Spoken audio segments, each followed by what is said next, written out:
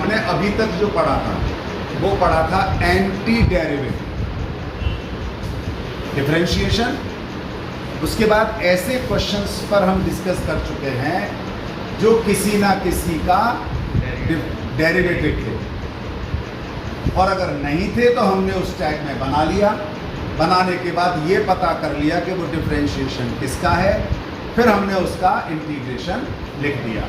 यहाँ तक हम सब देख चुके हैं। दूसरी हमने एक चीज़ और देखी थी, मैं यहाँ लिख देता हूँ। डिफरेंशिएशन का जैसे सिंबल d/dx होता है, इंटीग्रेशन का सिंबल इसके साथ जो भी फंक्शन है ना, उसके साथ dx मल्टीप्लाई। यहाँ तक भी हम देख चुके थे। एक और प्रश्न के माध्यम से हमने एक फॉर्मूला पढ़ लिया था। प्रश्न के माध्यम से ध्यान करना, मैं ये नहीं कह रहा हूँ, जैसे हमने डिफरेंशिएशन के फॉर्मूला होते हैं ना, साइन एक्स का डिफरेंशिएशन, तो डेफिनेटली कॉस एक्स का इंटीग्रेशन का फॉर्मूला पढ़ने की जरूरत है क्या? अंडरस्टूड है, एंटी डेरिवेटिव हो गया तो कॉस एक्स का क्या हुआ? ध्यान आ गया ना। इसी प्रकार से एक स्पेशल, जैसे x की पावर 5 का डिफरेंशिएशन 5 आगे और x4 रहेगा। लेकिन अगर हमें x की इसका जब एंटी डेरिवेटिव देखते हैं, है ना, और 5 नहीं हो, मान लो 5 नहीं हो, 5 उधर चला गया, x5/5, तो हमने एक फॉर्मूला इनडायरेक्ट में निकाल चुके थे। क्या? कि अगर हमें किसी भी एलजेब्रिक फंक्शन या कोई भी वेरिएबल है जिसकी पावर कांस्टेंट है, शब्दों पे ध्यान देना, वेरिएबल की पावर कांस्टेंट है। जैसे वेरिएबल तो हमारा ट्रिग्नोमेट्रिक फंक्शन भी है, उसकी पावर 3 है, पढ़ा है ना? हाँ, तो जरा संभल के समझना इस बात को, जल्दबाजी मत कर देना। कैसे? कि जी अभी पहले इसको बता देता हूँ, फिर बताता हूँ आगे कि x की पावर n dx, ये कौन सा फंक्शन है? फंक्शन कौन सा है? Algebraic function. फंक्शन का नाम याद रखो, कौन सा फंक्शन है? एलजेब्रिक फंक्शन है ना, एलजेब्रिक फंक्शन। जब एलजेब्रिक फंक्शन है तो इसका इंटीग्रेशन एक पावर ऐड हो जाती है, ये आप देख चुके हो। देख चुके हो या नहीं देख चुके? प्लस c लिख दिया। अब लेकिन इसको जनरलाइज नहीं कर देना डिफरेंशिएशन की जगह। जैसे मान लो हमारे पास हो साइन स्क्वायर एक्स dx, तो एक बात ध्यान से समझ लो, इंटीग्रेशन में चेन रूल नहीं लगता।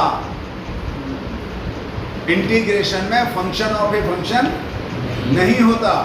इंटीग्रेशन में मल्टीप्लिकेशन और डिवीजन यानी प्रोडक्ट और कोशेंट रूल भी नहीं लगता। तो अगर आप यहां भटक जाओगे, क्योंकि फंक्शन तो ये ट्रिग्नोमेट्रिक फंक्शन है, और ट्रिग्नोमेट्रिक फंक्शन होने के कारण से अब अगर हम इसका इसके हिसाब से फॉर्मूला के हिसाब से करें तो क्या करोगे? 2 को आगे ले लें, नहीं सॉरी 2 आगे क्यों लेंगे? पावर बढ़ानी है ना मैं तो हम क्या कर सकते हैं इसके हिसाब से साइन क्यूब एक्स अपॉन 3। नहीं, अब इसके बाद हमें मेन क्या देखना है? पावर का मतलब नहीं है यहाँ किस फंक्शन में करने वाले हैं, एलजेब्रिक फंक्शन। ये ध्यान रखना है, ये गलत है।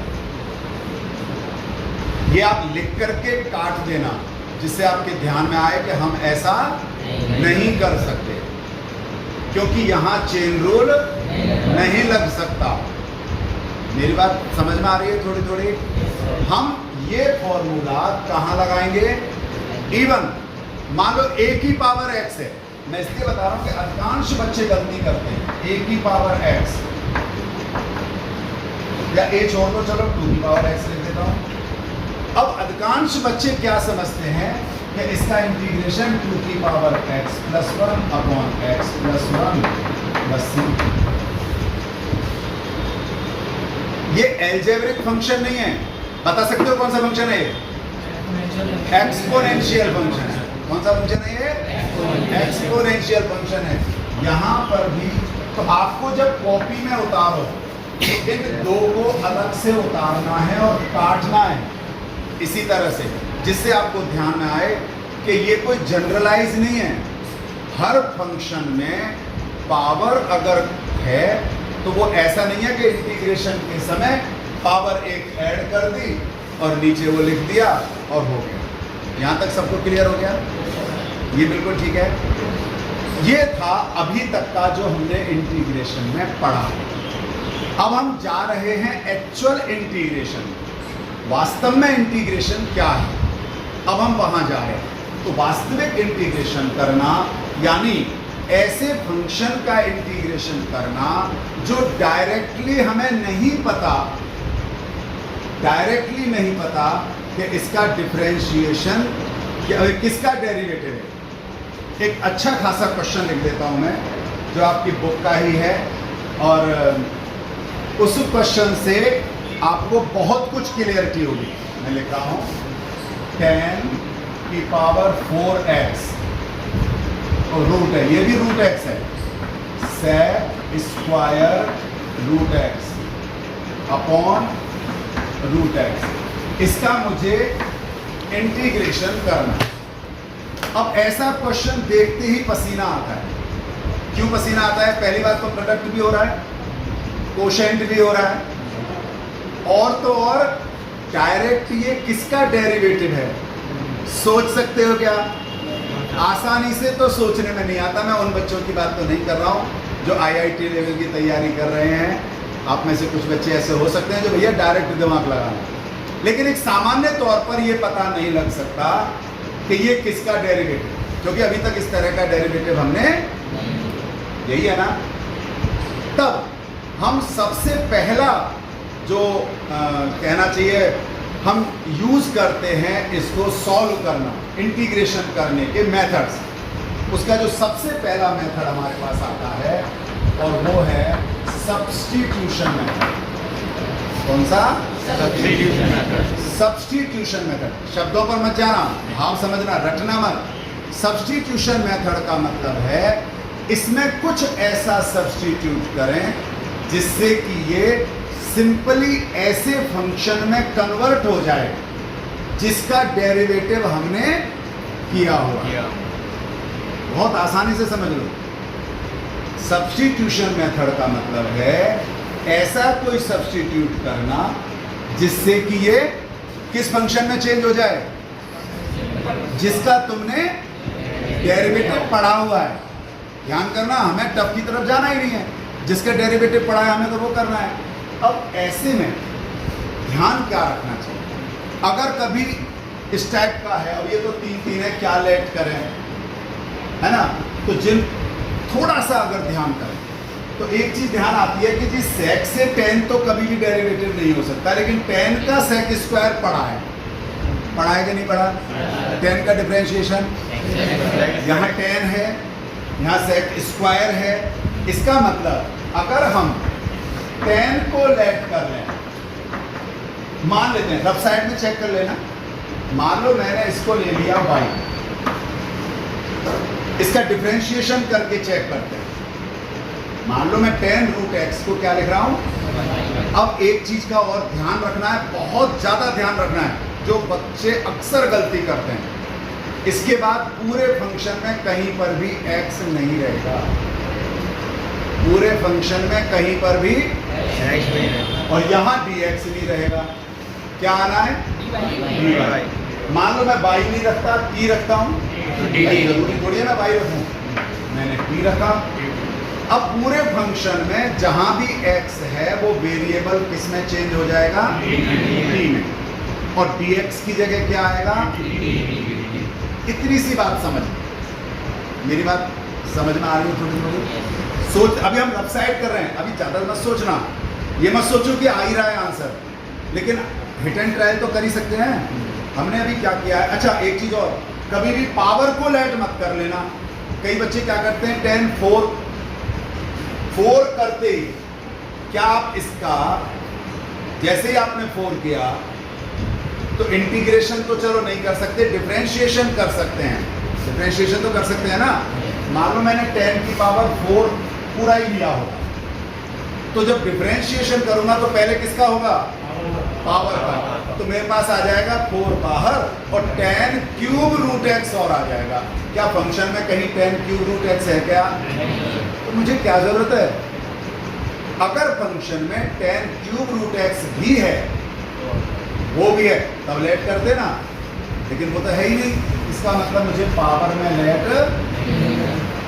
थोड़ी सी बात और समझो, मान लो मैंने tan रूट एक्स को t ले लिया, तो केवल इतना सा क्या हो जाएगा? t की पावर 4। क्या हो जाएगा? t की पावर 4। यानी एक प्रकार से एल्जेब्रिक फंक्शन बन गया। और एल्जेब्रिक फंक्शन होते ही आप उसका डिफरेंशिएशन तो आसानी से कर सकते हो, पर बाकियों को थोड़ी छोड़ सकते हैं। छोड़ सकते हैं क्या? नहीं छोड़ सकते ना? एक बार ट्राई करते हैं इसका डिफरेंशिएशन करने की। इसका डिफरेंशिएशन करें तो tan का तो क्या होता है? पहले ऐसे ही कैसे होगा ना? इनटू रूट एक्स का क्या होगा? 1/2 रूट एक्स। 1/2 root x. आपको पता है। इसके बाद यहाँ dx लिख दो और इक्वल टू में dt। क्यों आएगा ये पता है आपको? क्योंकि यहाँ आप अगर x के रेस्पेक्ट कर रहे हो, किसके रेस्पेक्ट, तब तो यहाँ पर 1 आ गया और t का हो गया dt/dx, तब dx इधर आ जाएगा इनके ऊपर। अगर आप t के रेस्पेक्ट कर रहे हो, तब यहाँ इतना करने के बाद dx/dt लिखना पड़ेगा इक्वल टू में 1, तब dt उधर चला जाएगा। इसलिए इंटीग्रेशन में जब हम लेट कर रहे हैं तो आसान करने के लिए, यानी एक स्टेप बचाने के लिए, हम क्या करते हैं, x की साइड में मल्टीप्लाई में dx लिख देते हैं और t की जगह क्यों आ रहा है ये सबको क्लियर हो गया। कोई पूछे तो ये नहीं है कि जी हमें नहीं पता कैसे आया। फिर समझ लो, मान लो मैंने इसको x के रेस्पेक्ट किया है, तब तो यहाँ पर खत्म।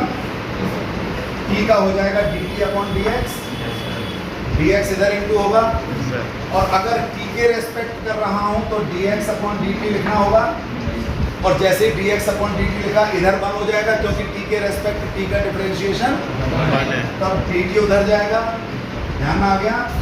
पर एक स्टेप बचाने के लिए, थोड़ा सा स्मार्टनेस लाने के लिए, क्योंकि अब 12th के बच्चे हो, तो हम क्या कर रहे हैं, इधर डिफरेंशिएशन करके इनटू dx, उधर t का डिफरेंशिएशन यानी dt हो जाएगा। सबको क्लियर हो गई बात? यहाँ तक कोई डाउट है क्या? अब ये चेक करो कि ये जो ये सारा है, ये इसको छोड़ करके बाकी सारा है क्या? नहीं है, नहीं है, क्योंकि देखो sec स्क्वायर रूट एक्स है, अपॉन में रूट एक्स है, इनटू dx है, लेकिन ये 2 तो नहीं है। तो इस 2 को अगर उधर ले जाए तो 2dt हो जाएगा। 2 को उधर ले जाए तो 2dt हो जाएगा ना। तो यानी इस पूरे को हम क्या लिख सकते हैं? लिख सकते हैं ना। ये कहलाता है सब्स्टिट्यूशन मेथड। ध्यान में आ गया क्या? अर्थात अब मैं इसको सब्स्टिट्यूट करता हूं, तो इसकी जगह तो लिखूंगा मैं t की पावर, लिखूंगा कि नहीं लिखूंगा? इस पूरे की जगह क्या लिखूं? dt। तो 2d क्यों लिखूं? मैं केवल dt डाल दूं। इतना बड़ा क्वेश्चन दिखने में, जिसे देख करके ही पसीने आ रहे हों, कितना आसान हो गया। तो केवल t की पावर 4 हो गया ना। इसका जिसको नहीं आता हो इंटीग्रेशन, वो हाथ खड़ा करो, वरना मैं पूछ लूंगा। जिसको t की पावर 4 का इंटीग्रेशन नहीं आता, मतलब सबको आता है, बता पीछे। हाँ,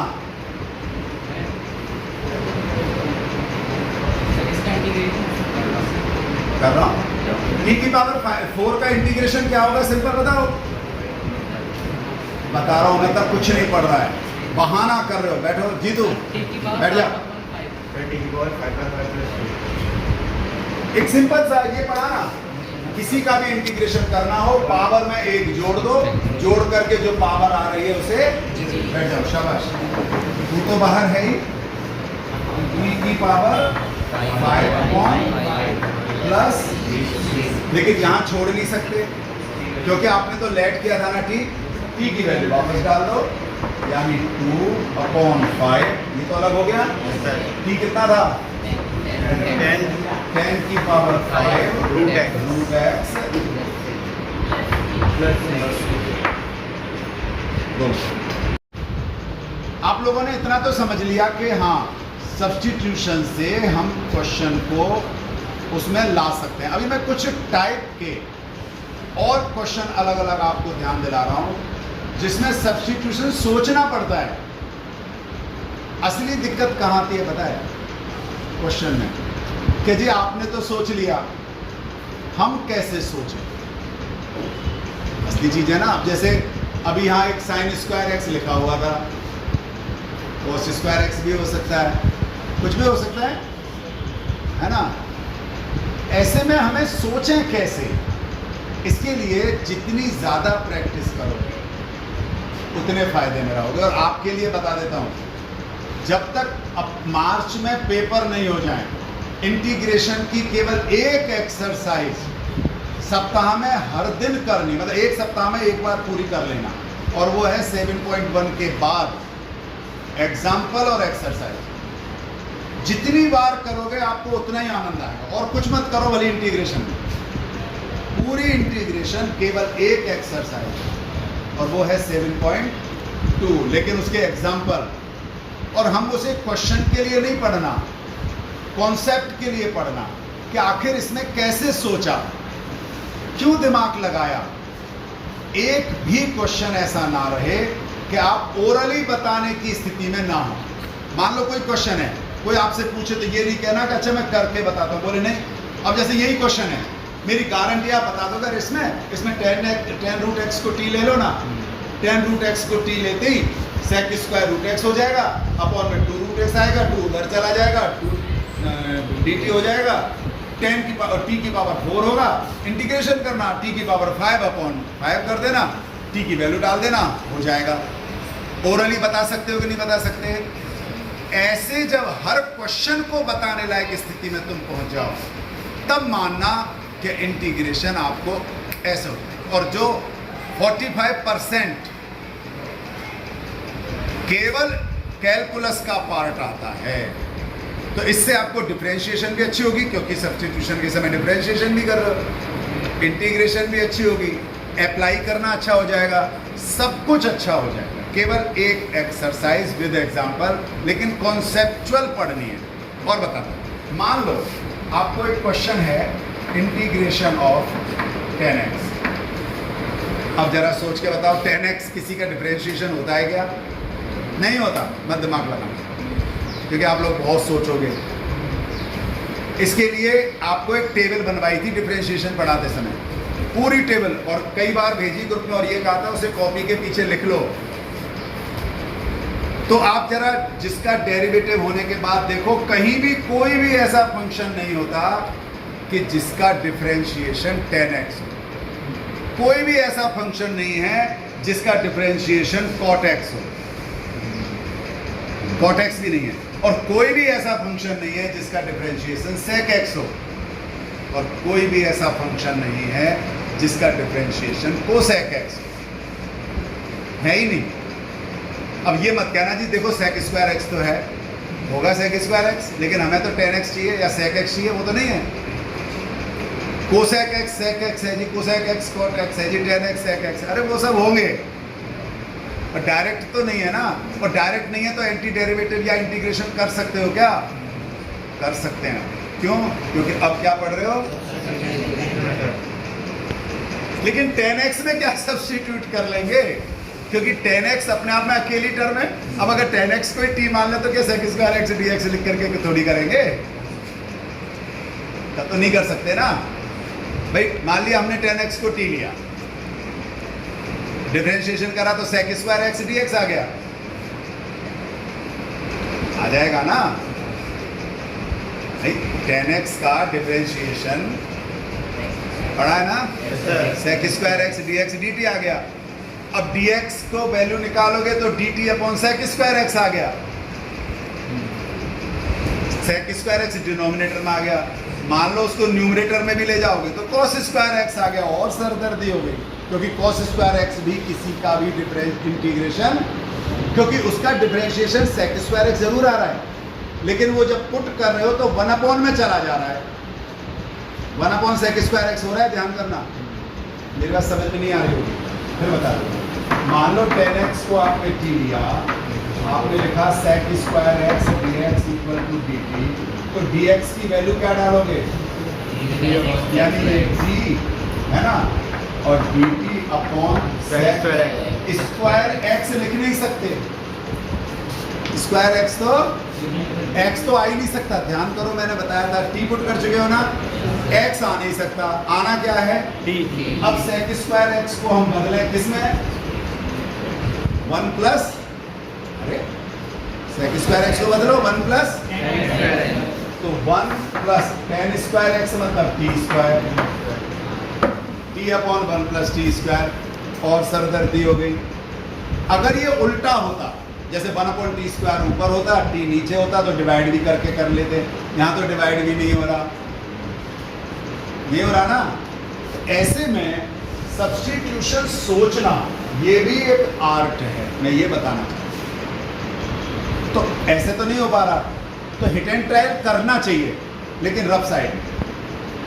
लेकिन 10x को हम ट्रिग्नोमेट्रिक फंक्शन के हिसाब से बदल सकते हैं क्या कर सकते हैं, sin x upon cos x कर सकते हैं क्या। अब आप कह सकते हो सर अब तो वो कोशेंट लगा रहे हो, कोशेंट तो रूल लगता है क्या इंटीग्रेशन में, पक्का नहीं लगता ना। लेकिन अगर मैं यहाँ पर अब लेट कर लूँ डिनोमिनेटर को, क्योंकि डिनोमिनेटर तो होना ही नहीं चाहिए, डिनोमिनेटर होना ही नहीं चाहिए। मान लो मैंने cos x को t ले लिया, डिफरेंशिएशन करो जरा, minus sin x dx is equal to dt। ये हो रहा है क्या, पूरा क्या हो गया, यानी अगर मैं यहाँ करूँ तो माइनस को बाहर निकाल दें, नीचे वाला cos x t लिया था ना, तो 1 अपॉन टी एल्जेब्रिक फंक्शन हो गया। इसे समझ लो, डिनोमिनेटर को लेट करना, न्यूमरेटर लेट करने से फायदा नहीं होगा। किसको लेट करने से फायदा होगा, क्योंकि डिनोमिनेटर नहीं चाहिए, कोशेंट रूल है ही नहीं। तो जब डिनोमिनेटर को लेट किया तो ऑटोमेटिकली न्यूमरेटर और dx मल्टीप्लाई होकर के आ गया, तो 1 अपॉन टी dt आ गया। अब कुछ लोगों को तो पता है, जिसको नहीं पता हो वो और सीख लो। इसका मतलब होता है t की पावर -1, 1 अपॉन टी का मतलब t की पावर -1 ये तो होता है, एल्जेब्रिक फंक्शन है, ध्यान करना, बिल्कुल वही रूल लगेगा x की पावर n वाला। -1 में पहले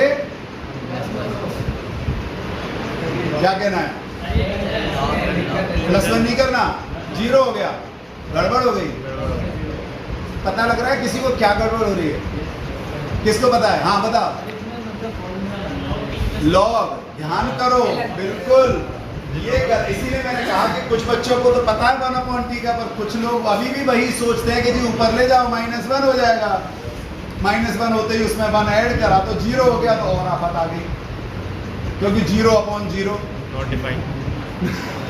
ध्यान आ गया ना। इसका मतलब क्या है, बहुत ध्यान से।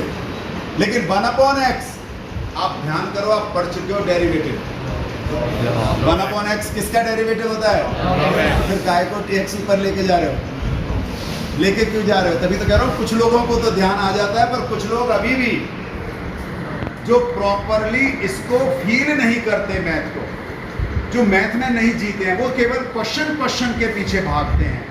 प्रॉब्लम केवल उनके साथ, वरना ध्यान आ जाना चाहिए था सर 1 अपॉन x तो log x का डिफरेंशिएशन होता है, तो 1 अपॉन t किसका होगा, इसका मतलब ये हो गया माइनस log, हाँ जब भी log को लिखो, जब भी log लिखते हैं आपको पता होगा हम उसे मॉडुलस में, क्योंकि पॉजिटिव, लेकिन आगे माइनस भी है।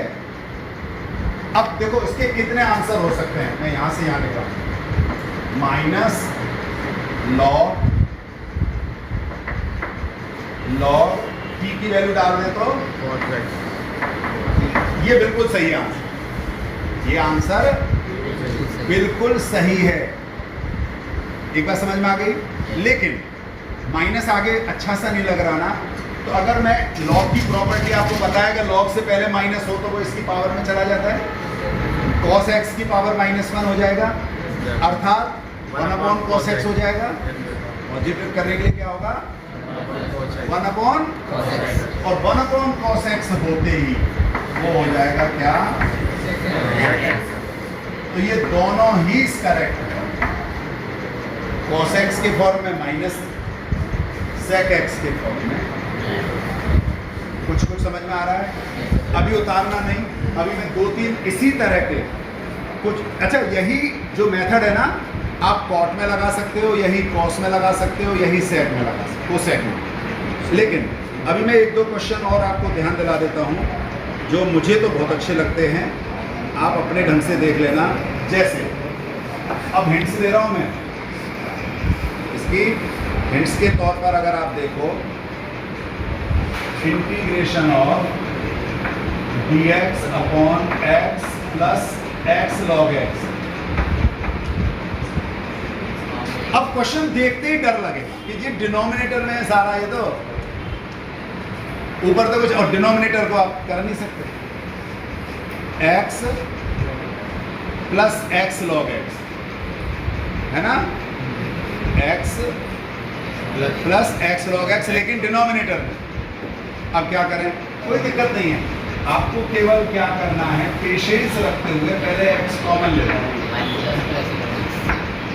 1 प्लस log x हो गया, लेकिन अभी भी कोई ज्यादा फायदा तो नहीं हुआ। लेकिन ब्रैकेट में क्या है, पूरे को t लेकर के सोचते हैं, पूरे को मान लो हमने सोचा let 1 plus log x equal to t, differentiation 1 का log x का dx लिख दूं। अब जरा देखो, ये हो गया dt, यानी क्या हो गया फाइनली, dt बाई dt। इसका तुम आसानी से कर सकते हो। तो जो क्वेश्चन दिखने में ऐसे लगते हैं, उसमें कैसे सोचना, अब ये काम आपका है। एक और बताता हूँ, है ना, इसी से मिलता जुलता सा, कहाँ बताऊँ जिससे तुम्हें आसानी रहे, यहाँ बताइए। एक और ये है sin x upon sin x plus a। यहाँ नहीं लगाया मैंने, नहीं लगा रखा था dx। अब यहाँ समझ लो, sin x upon sin x plus a है। हम कुछ भी दिमाग लगा लें, आसानी से दिमाग ही नहीं लगता। सोचो क्या दिमाग लगाओ? हाँ, x प्लस a को t ले लेंगे, x प्लस a को t ले लेंगे, x प्लस a को t ले लें। क्यों? क्योंकि ब्रैकेट में है ना, क्योंकि ब्रैकेट में। अब अगर मैंने x प्लस a को t लिया तो ये हो जाएगा नीचे sin t, ऊपर क्या होगा sin x क्या होगा, t minus t minus a, x तो हटना है, क्या हो जाएगा t माइनस a। फिर क्या करें? आगे सोचेंगे, उसके बाद आगे सोच लेंगे क्या करना है, ठीक है ना। तो फिलहाल और कुछ तो समझ में नहीं आ रहा ना, चलो यहीं से शुरू करते हैं। Let x plus a equal to t, differentiation करें तो x का तो dx, a 0 हो गया और ये dt। पुट करने के बाद ये हो गया integration sine t minus a। ध्यान करना, x की वैल्यू, x आ नहीं सकता ना, अपॉन में साइन t। अब खोलो ना, साइन t है ना, दिक्कत क्या आ रही है, साइन a माइनस बी नहीं पढ़ा? क्या होता है sine a minus B? Sine a cos B minus cos a पढ़ा है ना। दोनों के ही अपॉन में साइन t आ जाएगा, पहले वाले में साइन t से साइन t कट जाएगा, है ना, दूसरे वाले में cos t upon sine t आ जाएगा, ठीक है ना। यानी cot t होगा, cot t का जो है log sin t होता है, या sin t को लेट करके आप cos t निकाल सकते हो, जैसे cot t का हम करते हैं। लेकिन एक प्रॉब्लम आएगी, वो प्रॉब्लम मैं यहाँ डिस्कस कर लेता हूँ। एक जगह जहाँ sin t से sin t कट चुका होगा, भाई पहले में आया था ना sin t cos a upon sin t से sin t कट जाएगा, बचेगा क्या, cos a। हाथ खड़ा करके बताओ जो बच्चे इसका इंटीग्रेशन बता सकते हो, जिसको पता है cos a dt, जिसको cos a तो बचेगा बेटा, इसका क्या खोलोगे, sin t cos a तो करोगे, अरे साइन ए माइनस बी को कैसे खोलोगे? साइन ए माइनस बी को जब खोलते हो तो साइन ए कॉस बी लिखते नहीं लिखते? तो sign T cos A upon sine T से साइन टी कट गया, कॉस ए आ गया। कॉस ए का केवल 1 2 3 बच्चे, 4 5 बच्चे ये कह रहे हैं कि जी हम बता सकते हैं इंटीग्रेशन, बाकियों को इंटीग्रेशन नहीं पता। बोलो मत, सिर्फ हाथ खड़ा करना है। कॉस ए का integration, cos A D T का, टी के रेस्पेक्ट। हाँ बता, मतलब थोड़ा थोड़ा कंफ्यूजन, उत्तर बताओ, कंफ्यूजन तो तुझे। साइन ए टी अपॉन, क्यों ए टी क्यों हुआ?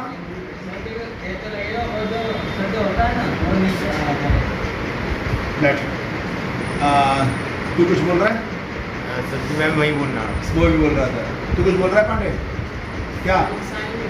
साइन ए प्लस सी भी लगा दे। साइन ए प्लस सी। हाँ तू क्या कह रहा था? हाथ नीचे कर लो ना, पूछ तो लिया। साइन ए डी टी केवल एक बच्चे का सही है बस। आप बताओ कॉस ए कांस्टेंट है कि वेरिएबल है? कांस्टेंट है ना। कैसे कर रहे हो इंटीग्रेशन आप? यहाँ कोई वेरिएबल है? dt तो t के रेस्पेक्ट करना है। करना किसका है? कॉस ए का, यानी कॉस 30 डिग्री मान लो। कॉस 30 डिग्री मान लेना। अब मुझे बताओ क्या ये वेरिएबल है? और जब वेरिएबल नहीं है तो तुम कहाँ कर रहे हो भाई? वेरिएबल तो बाहर, जैसे 5 का करना है, 5 का इंटीग्रेशन क्या होगा? 5 बाहर, बचा क्या 1 का x। ऐसे ही करते थे ना। तो मेरे भैया जब इसका इंटीग्रेशन करोगे cos a बाहर चला जाएगा, क्योंकि ये कांस्टेंट टर्म है ना। जैसे अगर इसका डिफरेंशिएशन कर रहे होते तब तो 0 हो जाता, क्योंकि कांस्टेंट का डिफरेंशिएशन। लेकिन इंटीग्रेशन में वो बाहर हो जाता है तो 1 बचता है, और 1 का इंटीग्रेशन यहाँ t के रेस्पेक्ट है, इसलिए t प्लस सी। t की वैल्यू डाल देंगे क्या? x प्लस ए। और इसको आगे लिखना है तो कंफ्यूज हो जाओगे। x plus A cos A plus सी। ये छोटी छोटी बातें हैं, अगर आप सबने ध्यान दी तो आप सब बहुत आसानी से इन क्वेश्चनों को, इन एग्जाम्पल्स को बहुत अच्छे ढंग से कर सकते हैं। तो आप सभी इसके सारे एग्जाम्पल घर पर या यहाँ टाइम मिले पहले रीड करना, फिर सोचना कि इन्होंने ऐसा क्यों सोचा। एक्सरसाइज को ग्रुप वाइज ठीक से, या अगर ग्रुप में टाइम नहीं मिले तो इंडिविजुअल हिट एंड ट्रायल करो कि इसमें क्यों सोच, कैसे सोचे।